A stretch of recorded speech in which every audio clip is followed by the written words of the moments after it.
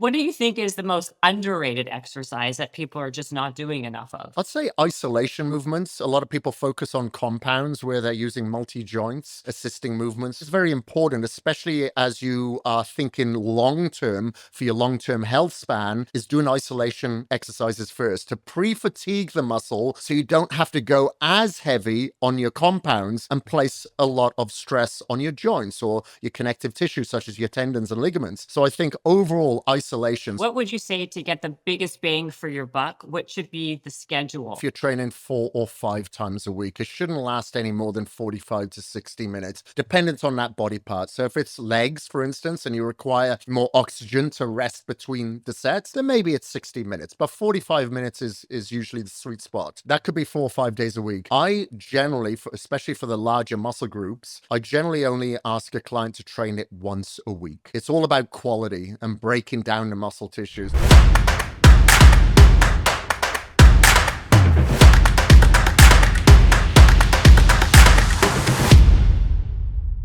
Thank you for being on the podcast. It's my pleasure. Thank you very much for having me on. Oh, absolutely. So, what's interesting about you is that you do like a whole plethora of different fitness modalities. You do the ultra marathons, you do the Iron marathons, you do the bodybuilding, which is so interesting because typically you meet people who are in the fitness business or who are either or. They either do the endurance or they do the bodybuilding. You're like this hybrid that's very unique. Yeah, it is different. There's not many of us out there. There are a few other people that do it. If you look at CrossFitters, a lot of those guys, they're jacked, but they're extremely fit. So I'd say, there's definitely more prevalent there. But I come from a background of like extreme sports. I raced motocross, downhill mountain biking. So a lot of endurance was associated with that. And I love doing cardio. I just love it. Always have. So then when I got into bodybuilding, because I had to retire from these sports because I was just getting so many injuries, Yeah. I still wanted to keep up the fitness. So that's why I kind of thought I'd challenge myself, because people will tell me that you can't do something and I'm like, well, sign me up then. And I just want to open the doors for other people to see that these things can be done, because a lot of people will come up to me and say, hey, I gave up running to get into bodybuilding, or vice versa. And I've written books on this. I've done a video series on this to show people the way that they can do it and enjoy both. The most important muscle at the end of the day is our heart. So I think it's rude not to work it. Yeah, right. It's funny that you're saying this because I think one of the biggest myths out there is that too much cardio, or maybe it's not a myth. You tell me. I think you're living proof of it.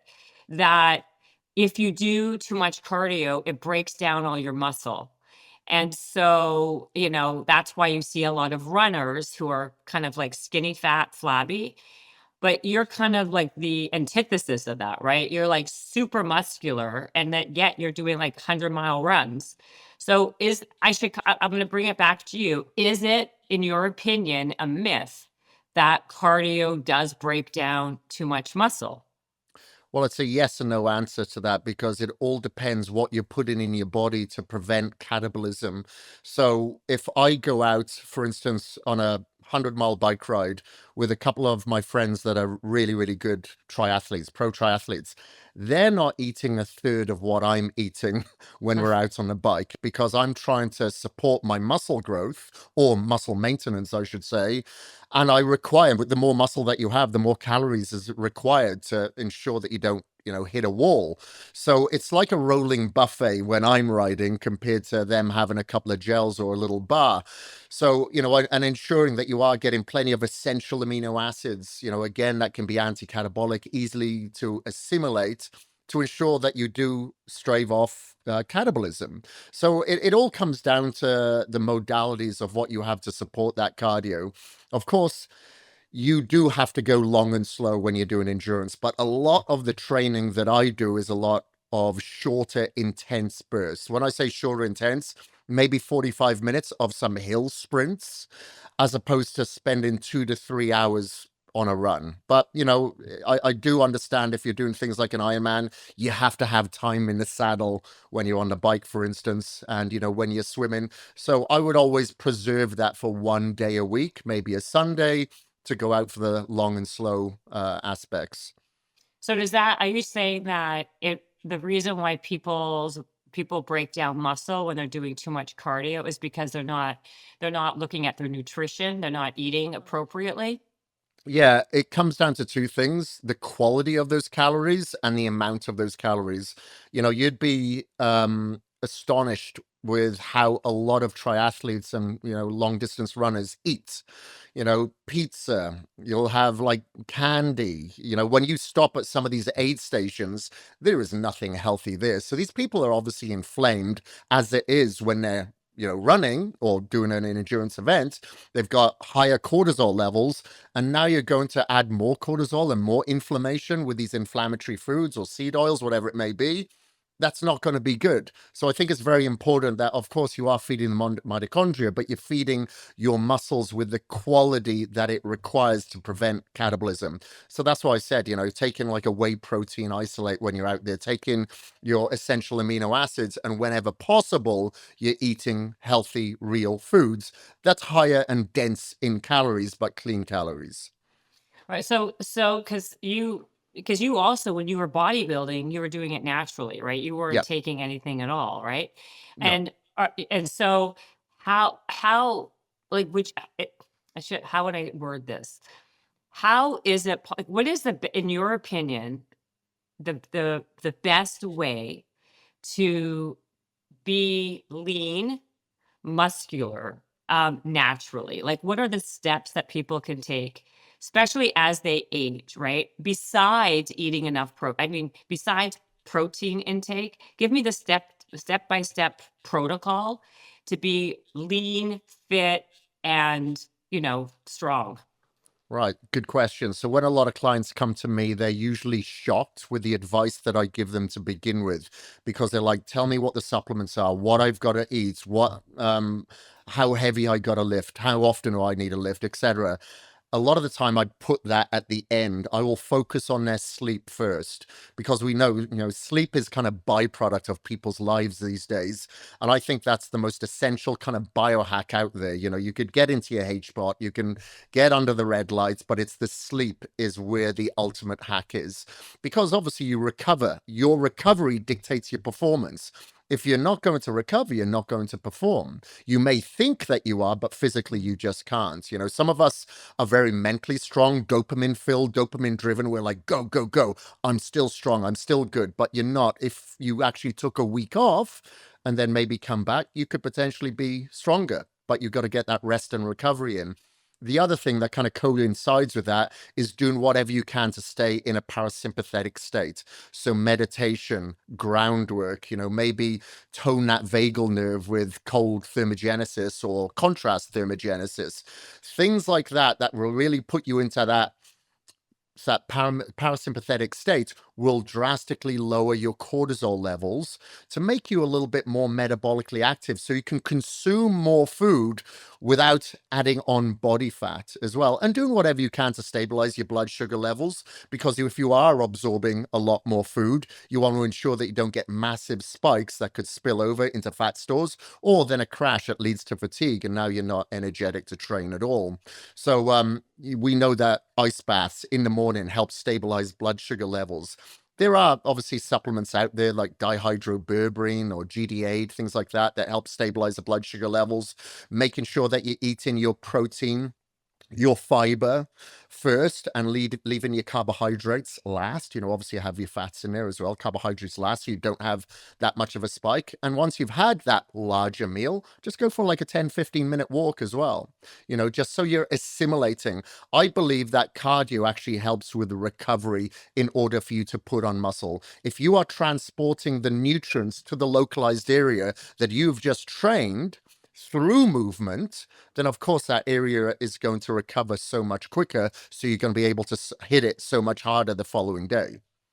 Oh my God, you said so much there, like a million questions. So you're saying one of the best ways to lower your insulin is taking a cold bath or a cold plunge first thing in the morning. Yeah, to stabilize your blood sugar levels Just throughout the day. So if somebody was to wear a 24-hour blood glucose monitor, measure your blood sugar throughout the day, then eat the exact same thing the following week, but start your day with a 3-minute ice bath, and check your blood sugar level again throughout the day. I guarantee it'll be lower. But of course, everything else has to be aligned. You have to make sure that you are getting your sleep the same as you did the previous week as well, because lack of sleep can lead to insulin resistance too.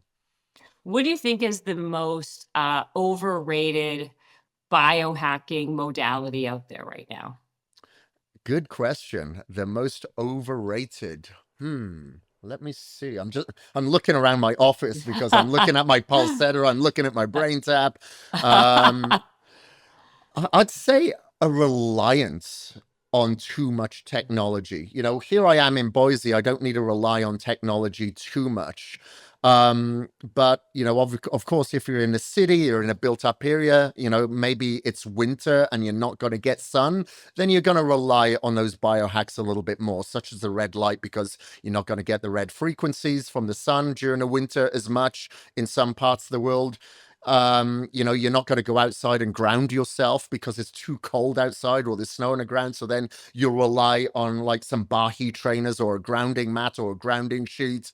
But I think people just take it a little bit too far. They will have sun outside, but they'll still use the red light instead. They'll be able to go out and earth themselves, but instead they'll rely on an earthing mat. And I think it's just a little bit too much over reliance.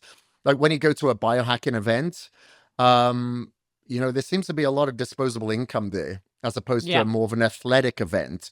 And people just want to buy their health and it can't be purchased. You can be a student of learning and learn about all these amazing biohacks and technology, and they do have a use. But you have to be a student of application as well. And that application usually comes from what our ancestors did, those ancestral tenets. But if you can mix them with a balance of today's technology, that's great. But you can't do one without the other. No, and I agree with you. I think everything has become like more is not more. You know what I mean? Like less is still more. And I think you're right. When I go to these biohacking conferences, it's like you're not seeing the the athletic crowd, right? You're seeing people who have a lot of extra disposable income and they're looking for sometimes the magic bullet or the easy way out to even reverse your biological age, right? Um, what would you say is the most underrated biohacking modality? Let's say meditation. Meditation. If you want to call that a biohack, would you consider that a biohack? Not really. Give No, me another. No. okay. Another one that is underrated, you said. Underrated. Hmm. That's a good question. I don't know. Stem cells still seem to be a little bit fringe. I've been doing stem cells every couple of years since 2017. And I try to get so many people to utilize it. I try to get my father to do it. He should have had a hip replacement like 15 years ago. You can have a much better quality of life when you have obviously the right stem cells, because not only is it helping, let's say if you've got connective issue joints, now your quality of life goes down. And when people's quality of life goes down, then their health span, their lifespan usually shortens as well. But if you can have a better quality of life by fixing some issues or ailments that could be causing you pain, then do it. Yes, it's an investment, but you can't put a price on your health. But not only that, if you're not only doing the stem cells to acute areas such as your shoulders, elbows, etc., by having them IV as well can help with the restoration of organs like your liver, kidney, pineal gland, things like that. That maybe that in your previous years, as a youngster, maybe you abused alcohol or whatever, and you've caused inflammation and damage to that liver, then stem cells can actually help with the recuperation, because I guaranteed if you were lacking in sleep, if you were doing drugs, if you were drinking alcohol, if you lived a very stressful life, you have withdrawn a lot of your own stem cells. So your ability to recuperate, recover, regenerate is hampered. And stem cells, I believe, is still a bit fringe in the athletic community, in the biohacking community. Yeah, it's there. A lot of people take part of that, but a lot of the mainstream people do not. And I think more and more people should. Unfortunately, we don't have the same. We have bigger restrictions here in the US compared to going to Mexico or Panama or Costa Rica, Colombia. But unfortunately, we go there, but we're going to get the harvested stem cells that have been expanded, and it's going to be a lot cheaper. So, take a trip and make a holiday out of it. I was going to say, where are you going to get your stem cells, and what kind are you using? And Yeah. and the other part of the question is, why are you getting them every 2 years? Do they only last you 2 years and then you have to redo it again? That seems like an expensive modality just to do, if you have to keep on doing it over and over again so quickly. Yeah, I'd say you don't have to do it every couple of years, but I'm still doing silly extreme sports, and I'm 50 years old now, and I do not bounce back as I used to. And I've had Okay. so many injuries from many, many years of, like I said, from the age of 6, participating in extreme sports that come and rear their ugly head a little bit later. So I had surgery on my shoulder in 2017, had stem cells put in there. I tore my tricep off the bone in Oh, 2020, had oh, go. stem cells put in there. I just knocked a big chunk of cartilage out of my shoulder. I've actually got a call with a surgeon tomorrow that does 3D printing of cartilage in New York. But stem cells are not going to hurt. I've had a torn meniscus in my knee for like 2 years. I want to avoid surgery, so I get topped up with stem cells there. It's the mesenchymal stem cells that I get. I've had them in Colombia, but the best place that I believe, I have no association with this company, is CPI in Tijuana. They're basically the official sponsor of the UFC. Ed Clay from Nashville and Scotty from Vegas, they own the place, but their clinic is in Tijuana, again, because of the restrictions that we have here in the US. Wow. Yeah, I know a doctor. His name is Dr. Adil Khan. He does it out Yeah. of Cabo. Does Yes, he I know. do you know him? I know Is him. he Yeah, he's also got a clinic in Dubai as well, I believe. exactly, Yeah. exactly. Does he use the same stem cells as the ones that you were just talking about? I believe so, but I think he also does a lot of focus on your own stem cells as well. I don't know if he does the fat deposit stem cells, but I think he does the bone marrow. He called them Muse cells. Mu cells. Okay. No, that's different. That's different to the mesenchymal then. It is different. Okay. Yeah. So you're saying that would be the one that's the most underrated, right? What's I the believe so, because every client that I've told to go there, and a lot of time, a client has taken their father who's, in their late 80s, early 90s, that have, debilitating diseases. They've all come back and said 6 months later, because it takes about 6 months for the efficacy to kick in, that they feel so much better. You always second guess it about 3 months later. You're like, did I waste my money? Did I waste my time? Things aren't feeling better. It just takes time to kick in, but you have to be very, very conscious of the post stem cell phase. So for 3 months, you cannot train, because if you cause inflammation or a breakdown of muscle, that's where the stem cells are going to go. You need them to stay in a localized area that you've had them. You can't do ice baths. You can't do sauna. Of course, you can't drink alcohol or anything. It could be pro-inflammatory. So I do ice baths every single day, mostly twice a day. I've got a Morozco Forge out back. I got a clear light sauna. I can't use them for the next 3 months. Oh, wow. So for 3 months, you're, like, incapacitated to do anything in that space. Oh, wow. You can do endurance, like cardio, non-impact. So I've been spending a lot of time on the bike over the past week, because it was only last week I had the stem cells, and I've been doing a lot of yoga. I'll do more aerial yoga. So at this time, I will just focus on something else. Otherwise, I'll go a little bit insane. No kidding.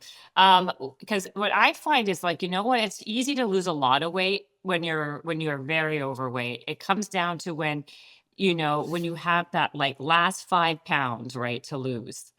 What are some of the best strategies that you would suggest someone to do to lose that last 5 pounds? So it all depends on the individual, but I'd have to look at their program. So are they potentially overtraining? A lot of people think more is going to, more activity is going to lead to less body fat. It isn't always the case, because especially with females, the thyroid can downregulate very, very quickly. So maybe what we'd do is throw in some refeed days. healthy foods, like a lot of people think refeed day is a cheat meal that turns into a cheat day, but it'd be like higher glycemic foods. It could be breads, it could be pastas, it could be sushi, for instance, just to really upregulate the thyroid, speed the metabolism up a little bit, through having extra calories and then bring it back down. You're kind of shocking the system a little bit. I'll usually do that on a non-training day, so there's no inflammation there. You do no cardio on that day. It's very difficult for some people to think like that, but that generally works. When I've had a male and female, let's say they're husband and wife, and they're both at the same sort of stage, I'd usually get a guy to do a refeed every 12 to 14 days. A female could be every 6 to 7 days. I just find the metabolism tends to slow down a lot quicker. I also find that when you're doing too much cardio, you end up getting so much hungrier. So therefore you're eating more calories, right? Because like when I run, I get ravenous Hmm. afterwards and I end up eating double the amount of food that I would have had if I just didn't do any cardio at all. So that's like the delicate balance, right? Like strength training doesn't make me hungry. It's the cardio that makes you hungry. And that's how when you're eating too much, like the whole calories in, like you're now consuming so many more because I did this intense cardio Yeah. session. Like how do you delicately balance that so you don't end up eating like a monster, but still feel you get that like release of the cardio, like to get that mental, endorphin rush and all those dopamine, like the dopamine hit without like overeating, basically. Yeah, for sure. Good question. So one thing that I do suggest is what I suggested earlier is having essential amino acids. Having essential amino acids that's going to feed you. Of course, it's not going to be filling, but it will help feed you and stabilize your blood sugar levels from dropping too much. And then when it does come to your food, then make sure that you're eating as much volume as possible without having a density of the calories. So it could be your vegetables, it could be your salad. You could throw, some fruits in there if you want, mix it up and make sure that you eat that first before you consume anything else.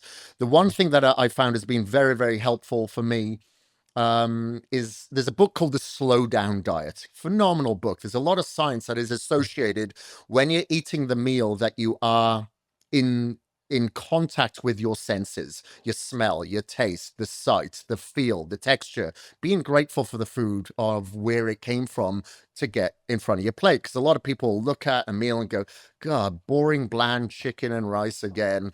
I'm bored of it. Well, you have to be very thankful because there's a lot of people in this world that don't even have that opportunity to choose what they can eat. But make sure that you put in a fork down between bites. You're not distracted. You're not scrolling on your phone. You're not in that sympathetic Yeah. state. You're in your parasympathetic rest and digest. And the chances are people get more fulfilled than they would if they were distracted or just wolfing down that food and without the fiber first. The other thing I was going to add is having carbonated water. Had some electrolytes in a carbonated water that is filling. Usually when I go to bed, I'm really, really hungry. I'm like, God, how am I going to sleep? I'll usually have like a carbonated drink. That could be carbonated water with electrolytes. I'm not associated with this company. I've got an update here. You probably know about this company through Sean Wells. I don't like taking in artificial sugars. Anything that has some soda, some carbonation, it could be a Zevia, really, really helps the cause as well. That's so true. I found that to be a really good hack. Like if when I'm really hungry, like having like some type of like sugar-free soda like takes the edge off, I guess. Yeah. Yeah, it's that carbonation. It just keeps you fulfilled, and to a certain extent, it keeps you distracted as well. So Mm. I was watching a TV show last night. I was like, God, I feel like chewing on something. I just went and got myself an apple. Would that be fulfilling or attractive to a lot of people? No, but that distraction can help you go, okay, I've even forgotten about it now. That's a lot of the things that we require is just distraction. I totally agree with you. I think we eat out of boredom a lot of times or out of thirst. Like Yeah. if we're thirsty, we think it's hunger, so then we end up eating. Yeah, yeah. Like I have that typical meathead jug with me right Oh, now, oh my you know. God. Yeah, Yeah. I got to keep up appearances, you know. Yeah, of Um, course you do, Chris. I see that. I see that. What would you say is the most overrated exercise and the most underrated exercise? Overrated, I'd say squats, because, typical for men, they'll say you got to do your bread and butter lifts, your bench press, your deadlift. And of course, the squats come in there.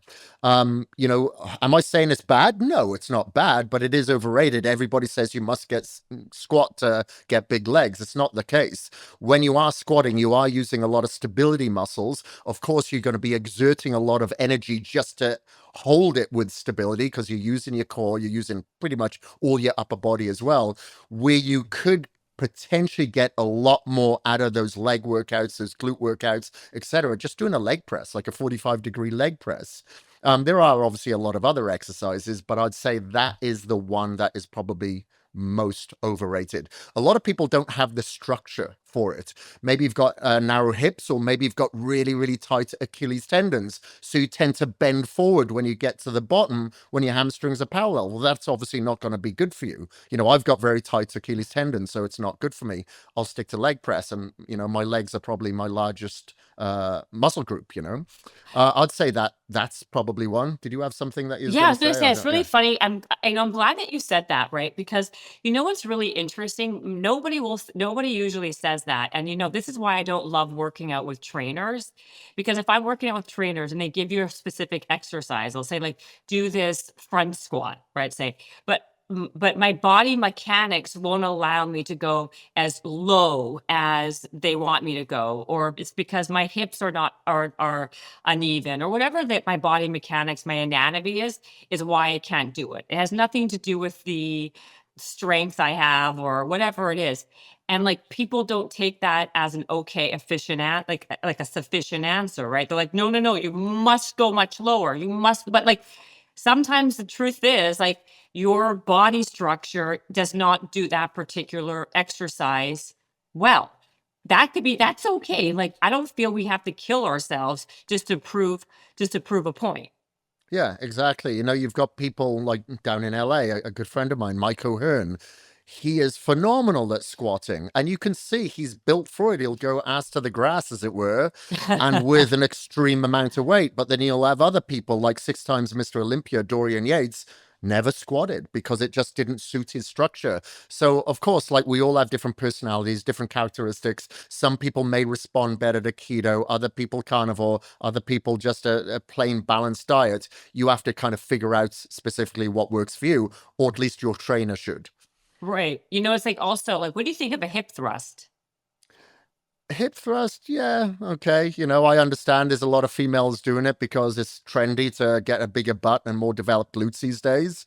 It works again. It's the same sort of thing. Some people feel it, some people don't. So That's you have to kind of exactly it. see, what works. Like there's a lot of exercises that, for instance, Sybil, who you just spoke to on here earlier, that she does for her glutes. That if she does squats, she doesn't feel anything. So that's an exercise she'll put to the shelf. That's how I feel about hip thrusts. I always feel like it's like uncomfortable, it's awkward, it takes a long time to get into the position. And then, people are giving me shit because they're like, "How are you not doing a hip thrust?" I'm like, "I don't like it." I have other exercises that are giving me a way bigger bang for my buck. But there's all these like absolutes out there. Like you absolutely have to do a hip thrust. You absolutely have to do a squat. No, you don't. There's so many varieties that like if they fit you and suit you better, then you can do them. But that's why when you said that, I loved it because what most trainers are like, no, no, no, you must do this. There's no way around it. I'm like, that's ridiculous. It cannot be that way. Yeah, for sure. Yeah, you wouldn't catch me doing a hip thrust. I guess I'm a little bit too manly for something like that. And it's an embarrassing looking exercise. So I It's couldn't do it. beyond. I agree with you. I agree with you. And it takes literally 10 minutes to get in and out of that position. I could have done 50 other things that would have been way more beneficial in that time frame. You know what I mean? Yeah. Like it does, and I never know how my neck should be. I'm always hurting my neck, and like my ankles are not positioned properly. It's like, oh God. Um So, what do you think is the most underrated exercise that people are just not doing enough of? I'd say isolation movements. A lot of people focus on compounds where they're using multi joints, assisting movements, like, your bench press, your shoulder press, leg press, things like that. But I think it's very important, especially as you are thinking long term for your long term health span, is doing isolation exercises first to pre fatigue the muscle so you don't have to go as heavy on your compounds and place a lot of stress on your joints or your connective tissue, such as your tendons and ligaments. So I think overall isolation. So as an example, if I'm going to train chest, I'm going to maybe do some cable crossovers. I'm going to do some pec deck, and then maybe I will go onto the dumbbell press, because now I don't have to train as hard. Like, I don't want to go really heavy on the dumbbell press because that's going to put a lot of strain on my elbows.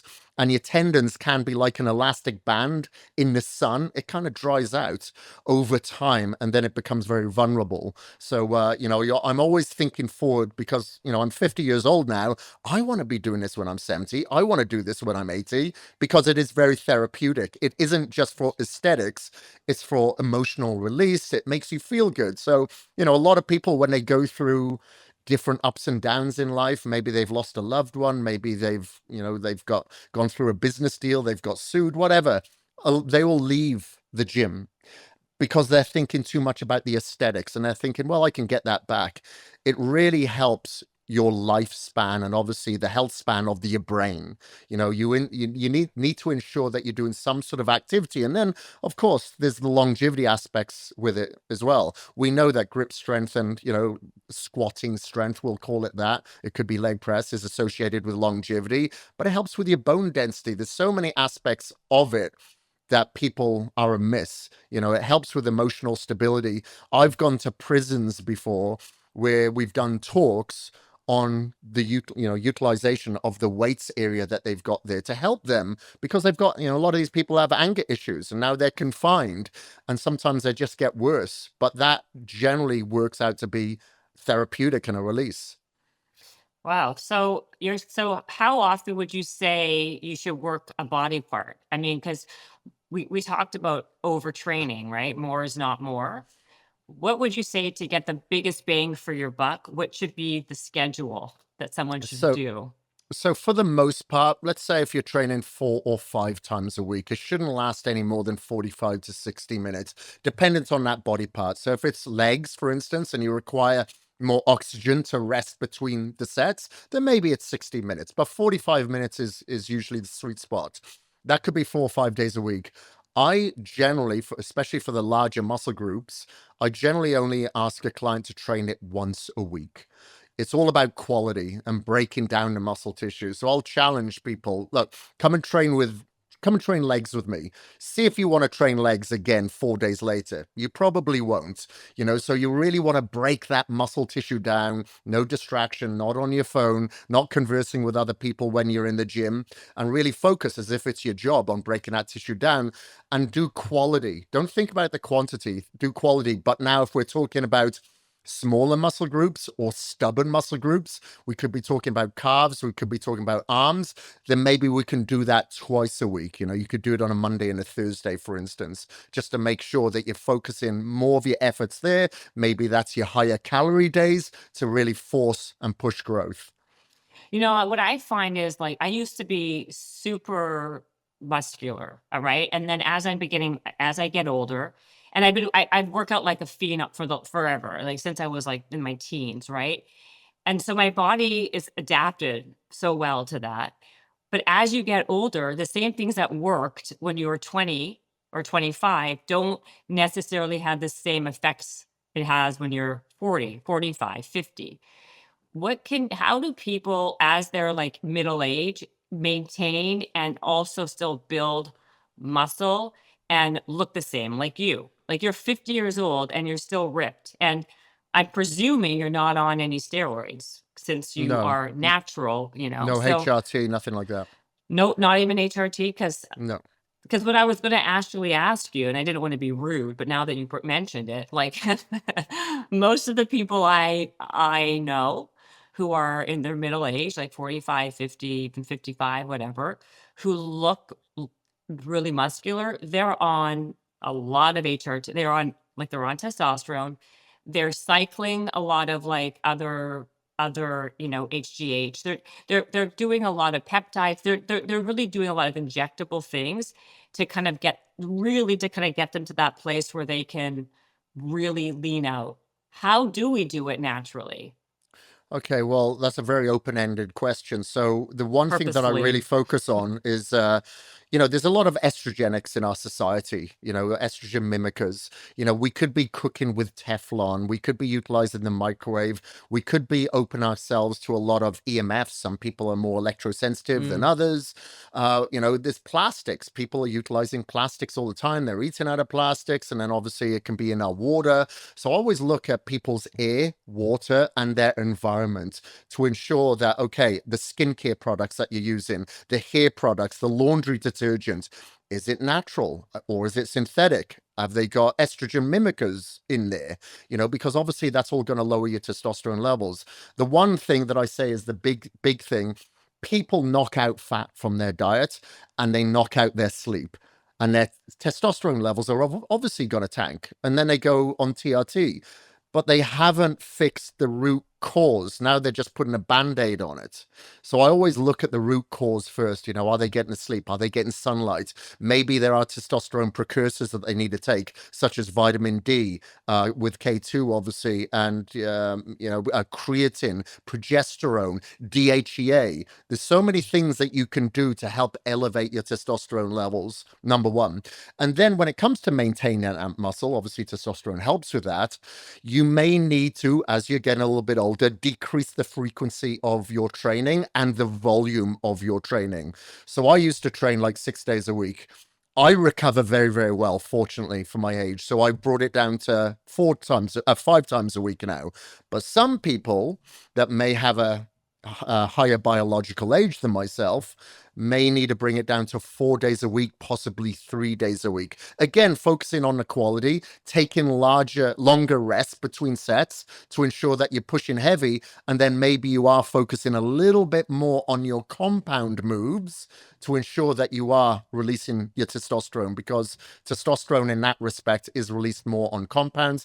And then, as we know, things like the sunlight or red light therapy can help with testosterone as well. So can sauna and ice baths. Ice baths have been shown to really elevate testosterone levels in more and more studies as of recent. Thomas over at Morozko Forge is leading the charge with that. Really? Yeah. So ways to naturally enhance your testosterone is ice baths, red That's light one of them. therapy, Yeah. red Yeah. light therapy. I have this amazing. I use this like tri-light from Therapies. It's like a bendable red light. Which one do you use? Are you using like a panel, or what are you using? I've got them all, I think. I know, I know. Yeah, so I've got the panels that I'll use in the morning. I've also got what's called a Thrive on my head, and I use it for the belly as well, for gut health. And I have a Lumaflex that is specifically for joints. So I use them all. I'm a big fan of red light. So wait, if you have all these different body part ones, how does it work? Are you basically just, is it like are you in like a blanket? Are you just like have pads all over your body, or? No, the Thrive is two different modalities. One is like a band that goes around the head, and that's focused specifically on brain health. And then you have another one that's like a pad so big that you have on your belly that is specifically targeting for gut health. And then I have another one that's a small one that I usually take when I'm traveling for joints, but maybe I'll use that to help set my circadian rhythm in the morning. When in the wherever I'm traveling to, I have the panels at home that I'll get under naked, because I want to make sure that I am Mhm. shining it on my balls as well for my testosterone production, and of course for my collagen, and help set the circadian rhythm and skin health, etc. I'm shocked that you've never tried that Tri-Light though from Therasage. It's like you can take it wherever you go. You can travel with it. It can go anywhere, your stomach, your balls, your face, wherever you want. Okay, I'll check that out. Please send me a link. I'll check that out. I don't know Yeah, if I've ever seen that one. absolutely. I'm gonna buy you a present. I'll get you one. Send me your address and I will send you one for being a I, guest on my show. I appreciate that. Thank you very much. You're welcome. The other thing that I was going to say, and maybe this person would be a great guest for you in the future, is Dr. Dome from Germany. He's like the world's leading biodentist. And the one thing that I noticed when I got long COVID, my testosterone levels really, really dropped, and I had difficulty getting them back up. I had two metal implants in my mouth. He removed those implants. I also had a gold tooth because it looked cool, and I had got it knocked out years ago by a donkey of all things. A But when I had donkey? this, a donkey, my sister owned a donkey, and I was stroking the donkey one day, and it decided to headbutt me. So not a real cool story, but nonetheless. When I had this dental intervention, and Domi talks a lot about this, he's got a great book out called Health Starts in Your Mouth. It's quite common for people's testosterone levels to be drawn down from, maybe they've got mercury in the mouth from amalgams from years ago, or maybe they've got implants. And I noticed two things when I had this dental intervention. It may sound very woo-woo. My testosterone went up and my liver enzymes came right down like almost immediately. So I think there's something to be said there, but Dome would be able to explain that a lot better than I can because he's got a plethora of professional athletes and people that have had the same, and it's fixed them. Maybe they had a Wow. molar here that was connected to the knee, for instance, because it's all interconnected from our mouth. And now they fixed that molar, and now that professional footballer's knee is better. It's so bizarre. It's beyond me. I've never heard that before. So really, when you got that, when the donkey actually did you a favor when he kicked that gold tooth out of your mouth. Well, no, he hit my tooth out of my mouth. I put a gold tooth in there just to replace it to look cool, you know? Oh, that's true. Okay, and then Yeah. that gold tooth was the one that had the mercury. No, no, no. That gold tooth, basically, he said that's acting like an antenna, because I have the mobile phone, we're exposed to Wi-Fi, Right. non-native That's right. EMF, but the implants were leaching into my body. And of course, they were in a place where they shouldn't have been. So he replaced them with ceramics. He does ceramic implants. Wow. So that's interesting. Like that's how crazy is that? So all these things could be lowering your testosterone and we don't even know it. Yeah, a lot of it is hidden because, like, if you look at the history of our testosterone levels, most of your listeners will know that it's been plummeting year after year. Well, our DNA hasn't changed. What has? Our environment, our air, Hmm. our food, obviously satellite, EMF, etc., etc. I could go on, and then obviously, we could talk about, like I said, the hygiene products that we use on a daily basis, the deodorants, etc. They all have a negative effect. So we can do a lot to manage it. Of course, we can't completely avoid it, but we can definitely keep our heads afloat.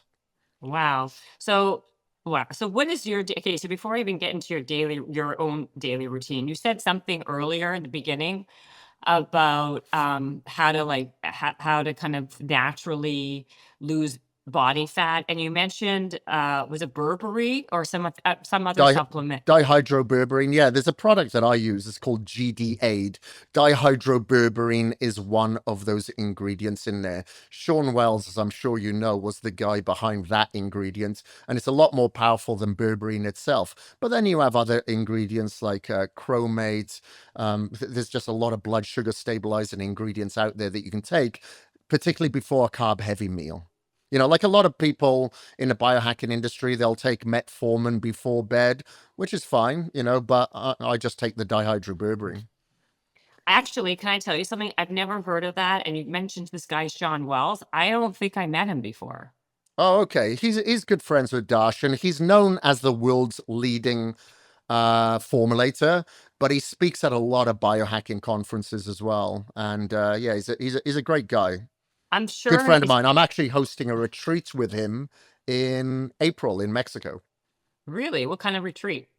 It'll be a retreat. It'll be myself, Jay Campbell. I don't know if you know Jay. He's like the peptide guru, and Jeff I met Dorbany. him.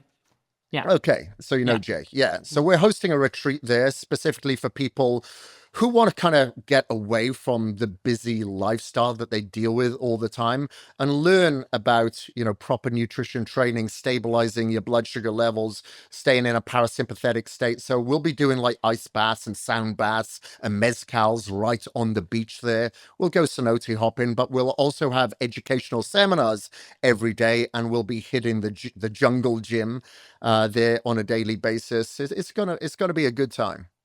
And so can you give me some other because let me say this. I mean, this. It's no secret how Ozempic has taken over the weight loss world, right? Like now you can't shoot a cannon without like, hitting somebody who uses everybody in the world, especially in Los Angeles, is on Ozempic or one of those Hmm. GLP-1s.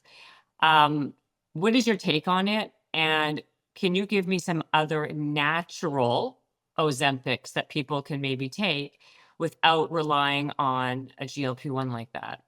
Yeah, yeah, for sure. Yeah, it's become very prevalent. You were at A4M. There were so many booths there that had GLPs they're exhibiting.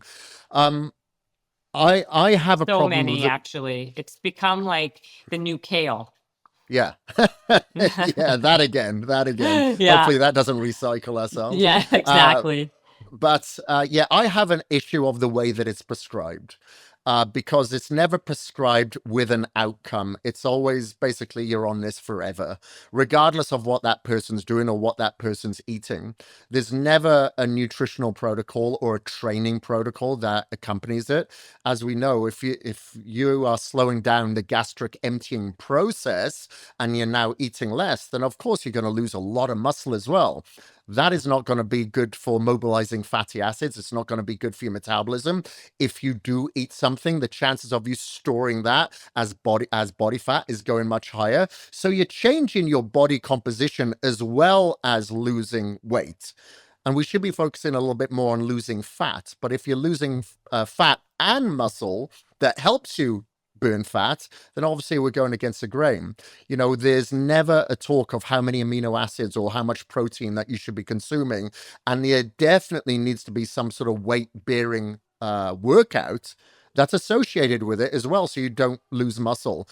Further from that, I'm not a doctor, I'm not a physician, but I can't talk about certain things that I've heard from people that I know. Someone said they got a cancerous tumor from it. Whether that's true or not, I don't know. But I think there needs to be a lot more studies done on it to ensure the safety and efficacy. But that aside, it just needs to be prescribed in the right manner. Like I know somebody that's been on it for over a year, doesn't really look any different. They just look softer to me because Hmm. they're still eating crap, just less of it. But now they've lost their muscle as well. So it just looks bad. Yeah. You know what I find a lot of people are doing in our industry, like the health and fitness industry? They're on it and they're microdosing GLP-1s, right? So they may Got it. not be taking the full dose, but they are microdosing it. And so that's part of the protocol of them trying to look thinner and leaner, or thinner, you haven't heard this whole thing? You don't know a No, lot of people who are microdosing it? I don't know of anyone personally that's microdosing, but most people that I know are microdosing psilocybin or LSD. The people I know are microdosing both of those, one has Yeah, nothing to do with the other. yeah. So then what are some natural ways we can get the same effects that maybe a Ozempic will give, but still maintain our muscle and be more natural and things that we can maintain? Yeah, so there are a lot of like probiotics out there, like Akkermansia has been shown to sedate your appetite a little bit. There is something, it's called immunoglobulins that you'd get from colostrum that has been shown to help to be as a GLP. And then fiber, just making sure that you're getting lots of fiber in your diet. That is one thing that people usually ignore. And I don't mean just getting fiber from vegetables, but actually supplementing with it as well. Something that's going to bind and expand. That could be like a psyllium husk, just as an example. But a combination of those things usually help a lot of people. And It's and fun. the other one thing that I mentioned before is the blood sugar stabilizer to ensure that you're taking like a GD8, for instance, to stabilize your blood sugar levels. A lot of people are hungry and they eat unwavering, amount of foods, usually because their blood sugar levels have crashed. Can we just stick with fiber for a second? I'm Sure. glad you brought that up because I just did a podcast yesterday about this because one of the girls who was on my podcast, besides doing a lot of other things, she founded this company called BioMe, which is this like fiber supplement, right? Which, she sent me a bunch of it because I didn't realize that she said that 95% of Americans are not getting enough fiber in their diet. Yeah, And correct. and it's such an important macronutrient. I find it interesting because right now it's super trendy to talk about protein and people are not talking about fiber. But fiber is so important to your diet, to your diet plan. Yeah, yeah, 100%. The Americans in particular focus, like you said, so much on protein. Now, that's not always clean protein. It could be like, hot dogs, for instance. It's Right. it's going to be some sort of processed protein or burgers. But the thing is, when you're having protein, now that ferments in your gut, in your colon, and that can cause issues. That's why it is essential to have fiber to ensure that you're cleaning this out constantly. So fiber should always come first. That's why I have clients eat that first from their plate. Ensure that you're, getting the rainbow, for instance. But not everybody wants to eat vegetables. Okay, then you supplement with fiber. That's going to be the next best thing. Much like a lot of people are deficient in, let's say, magnesium. Nearly everybody is deficient in fiber. That should always be a priority, not first, not your protein.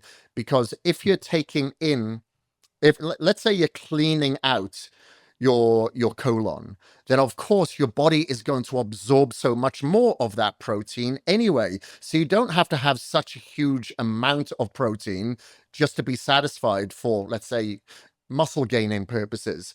It's what you absorb that matters, not what you take in, and you'll absorb so much more when you have more fiber in your diet. Yeah. That's why I'm glad that you mentioned that because we don't hear that every day. We hear a lot about protein. We kind of it like this is the world we live in, right? It's all about social media and people, glom onto something and that becomes the Bible and then forget about everything else, right? Okay, I wanted to ask you about basically reversing your biological age because you said you talk a lot about that at these conferences. Mhm. So I know what you're going to say already. I mean, sleep incredibly important, right? Eating enough fiber, obviously, exercising.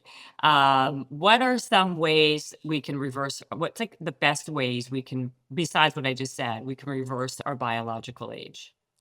Yeah, so there's a few things. If we're going to be talking about, what we can do in everyday life, I like to try to look at things in equanimity. So I'm not trying to be so judgmental or reactory. That's one thing. Number two, put down the phone more. Bookend your day. Don't use it for a good hour in the morning and don't use it for an hour before bed because you're constantly releasing dopamine all the time. And with that dopamine, a lot of the time comes cortisol. And that cortisol is a hormone that can lead to heart disease, stress, and then that will shorten our lifespan. The one thing, and of course, there's other things that we can talk about Yeah, as no, no, well. talk Like, about all that. You don't have to yeah, talk about like I want you to talk about like things that you've seen scientifically or through the lens of your world that actually do reverse biologically. Like it doesn't it could be any biohack, it could be whatever. I want yeah. things that like in your opinion actually reverse your biological age. Okay. All right. So we were talking about injectables earlier. So epitalon, the peptide epitalon, some of your listeners may have heard of that. Taking that a couple of times a year will help with the prevention of the shortening of your telomeres. That has been shown.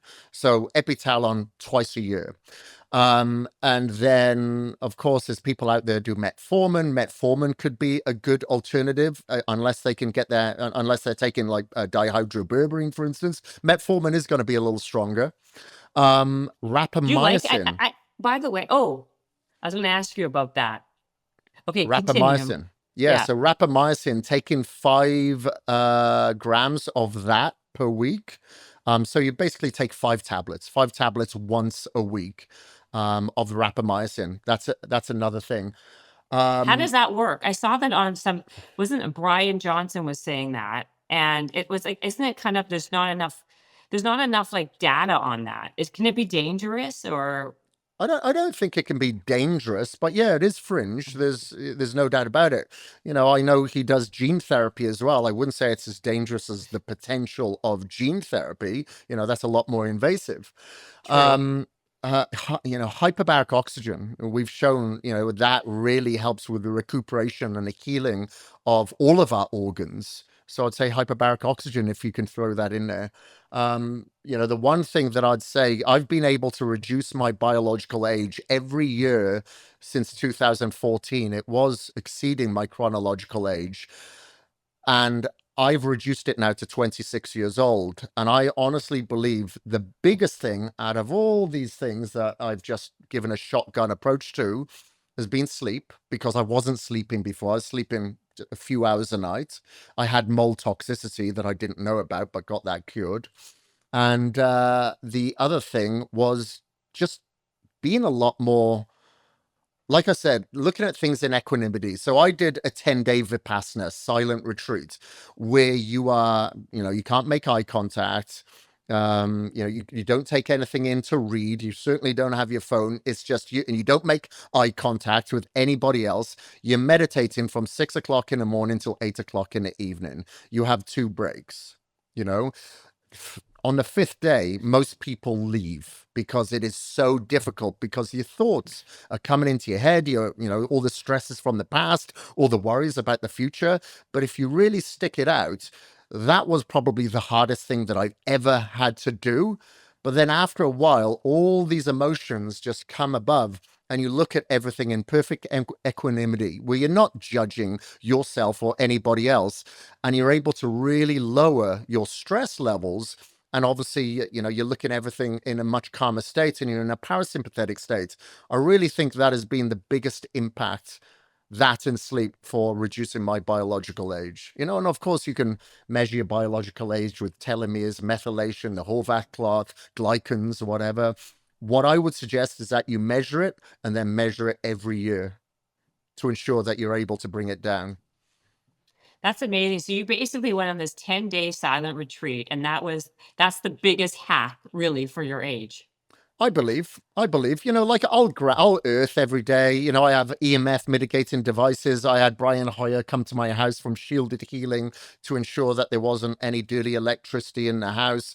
I have one of those Defender Shield fanny packs or phone cases on me at all times. So there are certain hacks that I do as well as that. But I think those were the two biggest.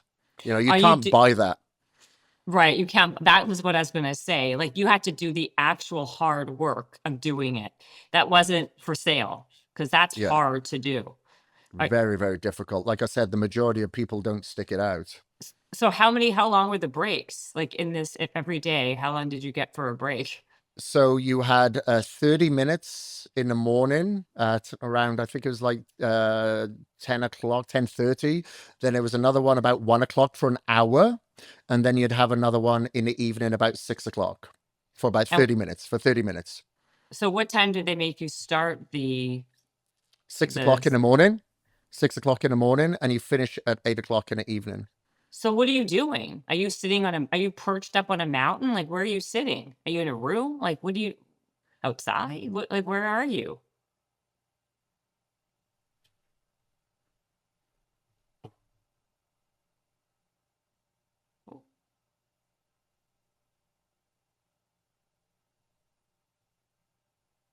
What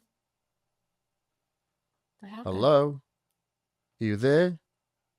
Oh, okay. We're back on. We cut Oh, off for what a happened? second. That's so I've no bizarre. idea. It cut out. I have no idea. Did you hear what I asked you or no? I don't know. We were talking about Oh, I the was just saying, hours. oh no, I was saying to you, when you're doing these, basically, when you're doing these 14-hour meditations a day with only a couple breaks, where are you doing it? Are you on a mountaintop? Are you in a room by yourself? Like, where are you? Yeah, so they have them all around the world, but I did it in Idaho, which was about a 5-hour drive from here. And yeah, in the middle of nowhere, but you're actually in a hall. You have a place where obviously you stay, and then you walk about 5 minutes to the actual hall where everybody is within this hall in meditation. You'll have a guided meditation to begin with. Wow. So SN Goenka is the person who started the Vipassana retreats. He's based out of India. He's passed away now, but that's carried on. It's just grown and grown and grown. So you start off with the guided meditation, but then you go into your own silence. And, that's the most difficult thing because you have no distraction. We're so used to some type of distraction, whether it be noise, whether it be light or, interaction or reading, answering, etc. So it's very difficult to be alone with your own thoughts, but I think it's absolutely essential, particularly in the environment that we live in today. Like I remember when I came out, when I drove back, I noticed everything that I didn't notice on the way there. I'm looking at the clouds, the mountaintops. When I was walking to and from the hall, the last few days, now I'm hearing the wind. I'm noticing the grass, just different things like that you just never notice and you take for granted. But I remember having to stop in a gas station and just hearing the music and people in there. It took a long time to kind of get back to civilization because, we're just so used to the artificial lights. We're so used to the noise and the distraction, especially with our phones today, that I think it's just releasing too much cortisol and too much dopamine. Totally agree. Are you on this rapamycin? Do you take it Yes, once a week, once a week? And do you take this epitalin peptide to shorten your telomeres twice a year. twice a year? So you do all of these things, hyperbaric. Have you tried gene therapy? No, I haven't tried gene therapy. I'm not willing to do that just yet. Yeah. Can you walk I'll through? do. I've done EBO2. I don't know if you know what EBO2 is. I No, think tell me. Darshan may do it at his clinic. I've done it in London a couple of times, where it completely cleans your blood. It'll separate your plasma from the blood, so it'll get rid of like mycotoxins, microplastics, any toxicity that you'll have in your blood. So you've actually got an IV in your left arm, IV in your right arm. It takes about 19 minutes, I believe, to completely filter your entire body, and you actually can see in a vat what comes out. If, for instance, that you've got obviously a lot of toxicity buildup, you see it there. Luckily, when I did it, it wasn't that bad as my friend Tim Gray, who puts on the Health Optimization Yeah. Summit. When he did it, I was like, okay, that's pretty bad. But luckily, mine wasn't as bad. But he lives in London. I live in Boise. Maybe that's something to do with it. Wow. So did you feel after you got that done? Did you feel different? Did you feel more, I don't know, did you feel healthier? Did you feel cleaner? Did you feel like less brain fog, more alert? That's what I was going to say. Less brain fog, and I was able to sleep better. The quality of my sleep increased. Obviously, a lot of us measure our sleep, and I noticed that my sleep got better, and like I had better brain clarity. Kind of like not like a nootropic, but somebody had just kind of brushed out all the cobwebs in my brain. And so is that dangerous? No, I don't believe so, because you've still got your healthy, your blood cells, your plasma put back in, so I don't believe it is. It's just cleaning out all the toxicity. Does it hurt? No, it's absolutely fine. It's like giving blood. I try to give blood every 3 months as well. Wow. Okay. How expensive is it? I believe it cost about £1,500, so I'd say probably be about $1,800. Wow. How often should people get that done? Like, how I long does guess it it last? I guess it all depends on your lifestyle and where you live. Like if you live a real clean lifestyle, I can't imagine you'd need to do it any more than once every 3 or 4 years. But if you live more of an unhealthy lifestyle, or if you're in an environment that is potentially toxic, then probably every year. Wow. What do you think? What's your take on NAD IVs? So I'm not into NAD IVs, and I'll tell you why. I prefer like a trickle dose. So I will take an oral of a product called NAD Regen. Doesn't just have NAD3 in it, but it has like resveratrol. It has spermidine. It has vitamin C. It's got a lot of different things in there that helps niacinamide. But if you take a high dose, I believe It's like saying at the end of the week, okay, I want you to eat your week's worth of protein. Well, your body's only going to assimilate so much. Not only that, we know that NAD can feed cancer. Can, not will. It can. Like if you've got a genetic disposition for cancer, or maybe it runs in your family, you shouldn't do high dose NAD. So I always suggest like a trickle dose. For instance, you could take it orally, you could inject it subcutaneously, like 2 days on, 1 day on, 1 day on, 1 day off, whatever it may be. If you're traveling and you're under a lot more stress, maybe you're going to take it every day. I believe that's the more efficacious way of doing it. I get the majority of my clients to just take the oral form out of convenience. So, can you tell me what supplement you think is the most overrated and the supplement that is the most underrated? I'd say pre-workouts with a crap load of caffeine in it. People are just, especially in America, people are just caffeine addicted. It's in their coffee, it's in their energy drinks, and it's in the pre-workouts, and it's just leading to adrenal fatigue, and central nervous system stress. But a lot of people believe under false circumstances that they need it to train. Well, that's just not the truth. You should be motivated and disciplined to train. You shouldn't be relying on something else. But everybody leans upon 300 milligrams, 400 milligrams of this synthetic caffeine, which has a diuretic effect. You should be hydrated for your workouts. It can increase cortisol.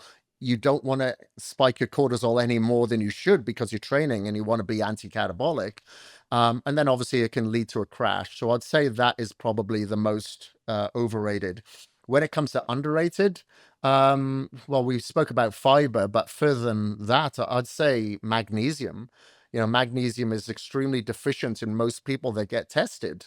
So I'd say magnesium is the other type. If you want to put a Band-Aid on it, take all 7 types of magnesium.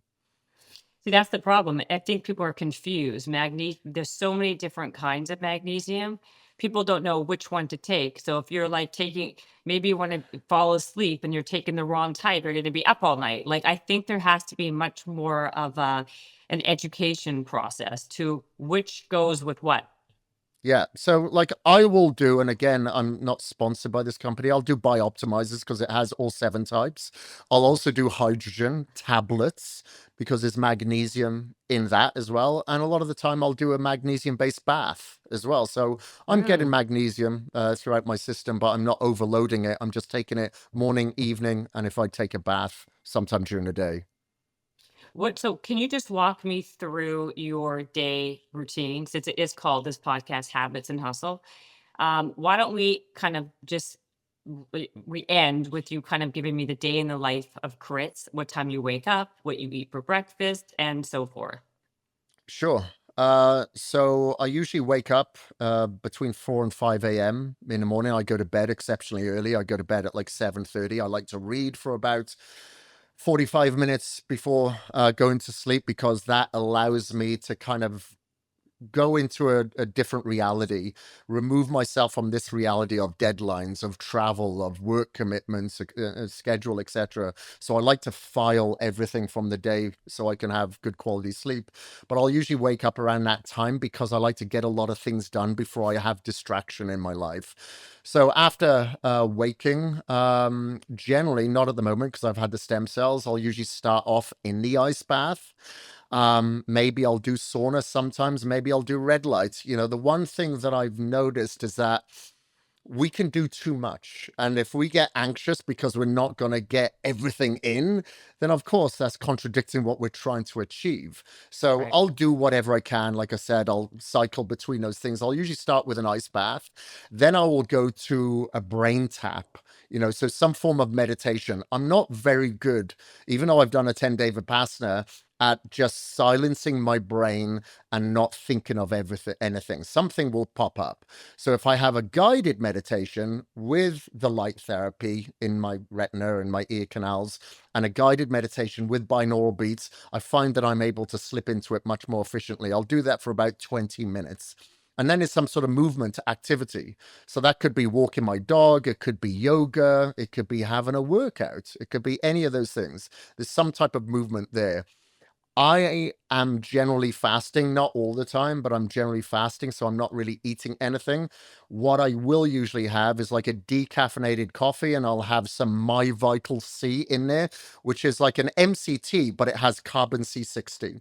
Carbon C60 is a Nobel winning atom, which has been shown to reduce your biological age as well. I didn't mention that earlier. It's been shown in a lot of rodent models to reduce the biological age. So I'll usually have that in a coffee, and that kind of tides me over until I break my 16 to 18-hour fast later in the day. But I Hold on, usually wait, wait, start wait. What's it called? What's that thing called that you just said?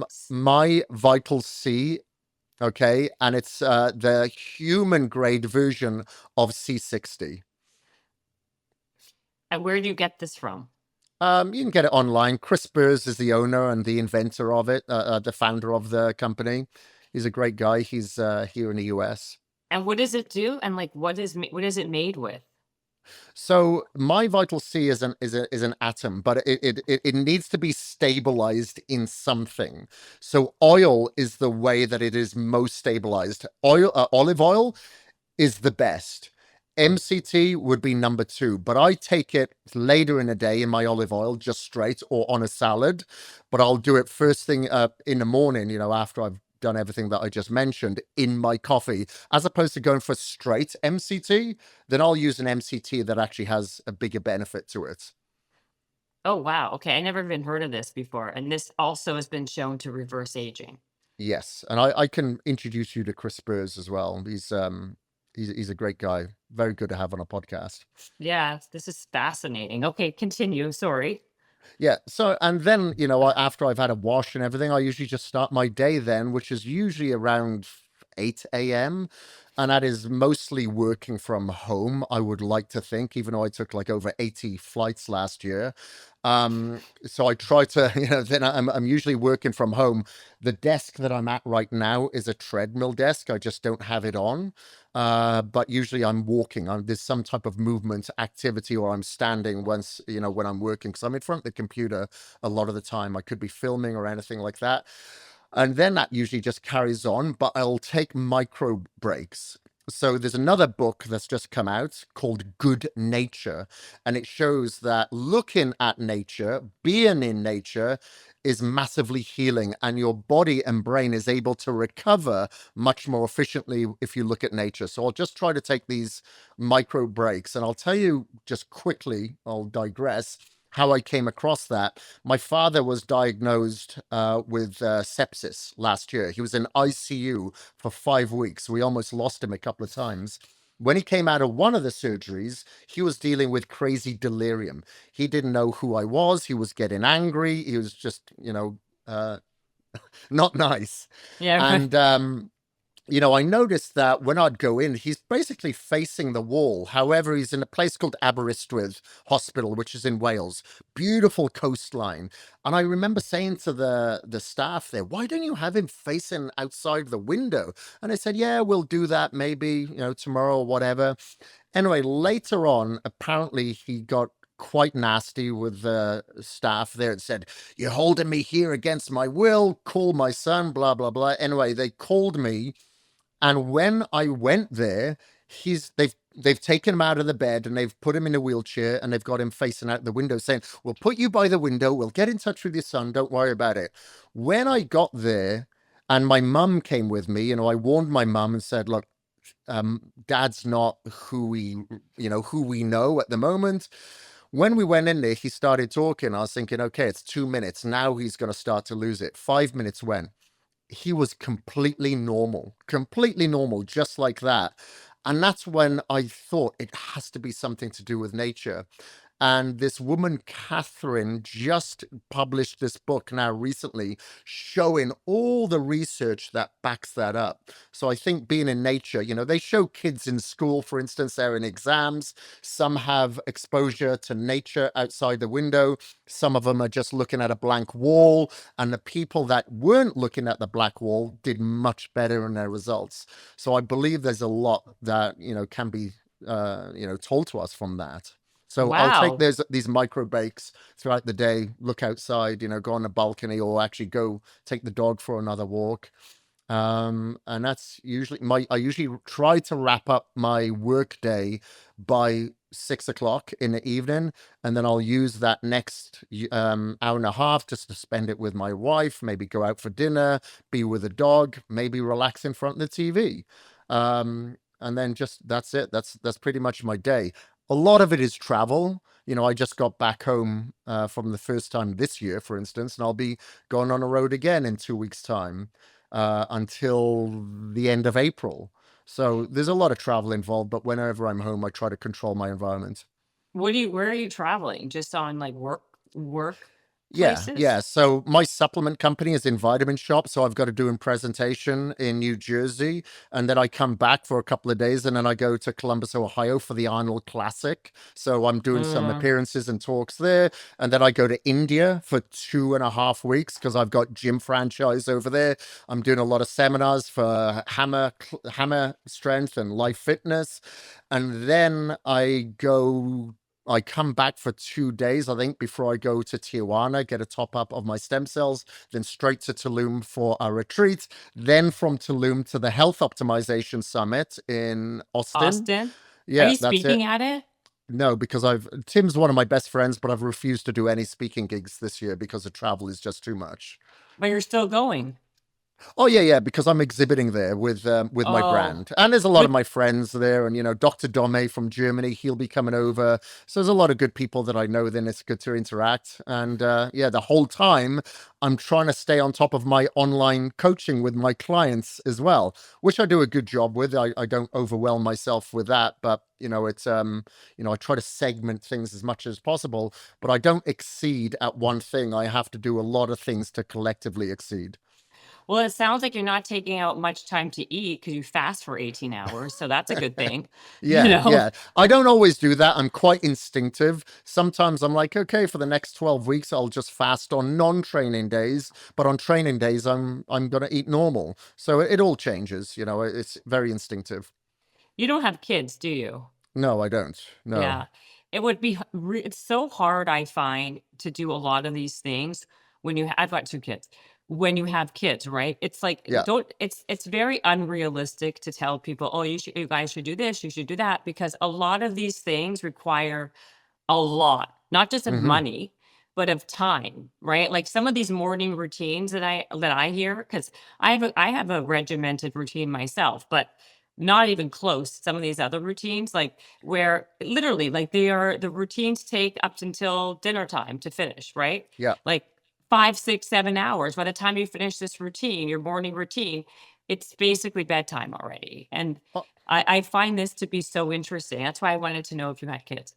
No, no, no. Like one of my strengths is recognizing my weaknesses, and I'm like, I'm too selfish to have kids, so I'll pass that on to somebody else that would be a much better parent. My sister, for instance, I love being an uncle, and looking after them. But like giving them back is great. But I look at my sister, I'm like, that is her strength. She's phenomenal. I don't know where she gets the energy from, but that's just not mine. I'm very like I said, I'm very instinctive. Tomorrow I could say, let's go snowboarding, let's go mountain biking, and I'm not always going to do that with kids, especially if I'm traveling. Absolutely. Is your wife similar to you? Does she live the same Yes. lifestyle?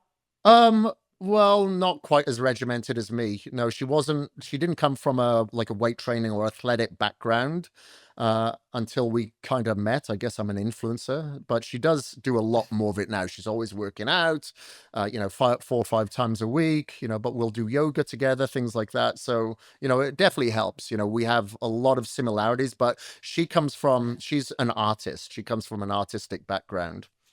How long have you been married for? Uh, 4 years. 4 4 years. years. Yeah, Okay. and we're yet to have the celebration. Hopefully this year.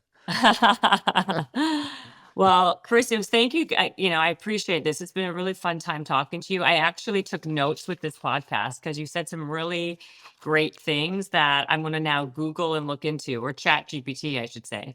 Um, Sure. there's so many great things, and like, I want to meet your friend Sean. I want to meet your friend Chris. I want to meet your friend Doctor, whatever the hell his Domi, name, Dr. Dom. Dami. I mean, every day there's a new person I should be meeting. But when are you coming to LA? Do you have any plans to come here soon? No plans as yet. If it's going to be any time, it's probably going to be maybe at the end of April. Okay.